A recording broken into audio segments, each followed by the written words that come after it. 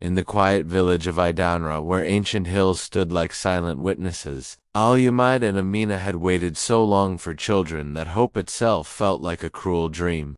When the twins finally came, Ade first, with a fierce cry that split the dawn, and Taiwo, moments later, softer, the entire village wept with joy. Amina pressed them to her breast, tears streaming down her face, whispering, "My heart has doubled. I will never be empty again." Al-Umaid walked taller, his voice carrying over the fields as he sang to his sons, "Jr, Ara, me, my twins, flesh of my flesh." Neighbors brought gifts, celebrating the blessing of twins. But envy is a quiet poison. Baba Agba, the herbalist, held a bitter grudge against Ali. In the darkness of his hut, he ground roots, poured the blood of a black fowl, and whispered the names of the newborn twins into the night, binding their light to his hatred. The first to fall was Amina. A tiredness she couldn't shake turned into a fever that burned like fire. No herbs or prayers could save her. She lay on her mat, growing thinner each day. One night, as the Harmattan wind rattled the roof, she whispered to Al-Umaid, "Promise me you will hold them every day. Tell them I loved them more than breath." She died at dawn. The twins wailed in unison, a sound so raw it seemed to tear the sky.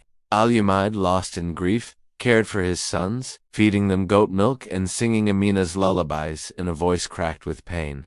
But the curse was patient. 6 months later, he woke in the night, clutching his chest, a sharp pain twisting through him. He stumbled outside, calling Amina's name into the dark, and collapsed beside the grinding stone where she used to pound yam. By morning, he was gone. The twins, not yet crawling, were left alone until their desperate cries were heard. Ija Abik, Amina's sister, took them in, though her face was tight with dread. "These children carry heavy shadow," she muttered. The village turned away. The boys were now the cursed twins. They grew up knowing the hunger of both belly and heart, with only each other for comfort. Ade, the older one, learned to shield Taiwo from throwing stones. Taiwo learned to wipe Ade's tears when boys called them names.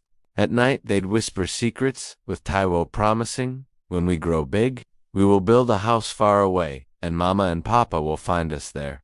But the shadow followed. When they were 12, Taiwo began to cough a dry, tearing sound that worsened with each moon.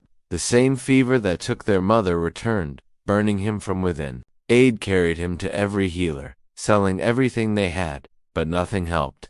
In his final days, Taiwo could barely speak. Holding his brother's hand, he whispered, "Ade, don't hate the world. Promise me. Live enough for both of us." When his breathing stopped, the silence was louder than any scream. They buried Taiwo beside their parents under the Iroko tree. Now, Ade walks alone. He is tall like his father once was, but his shoulders are bent under an invisible weight. At night, he sits by the 3 graves and talks to the wind, to his mother's laugh, his father's voice, his brother's stories, begging forgiveness for surviving when they could not. The village has nearly forgotten them. But sometimes, when the moon is full, old women say they hear a child crying, a sound so heartbroken it makes even the hardest hearts ache.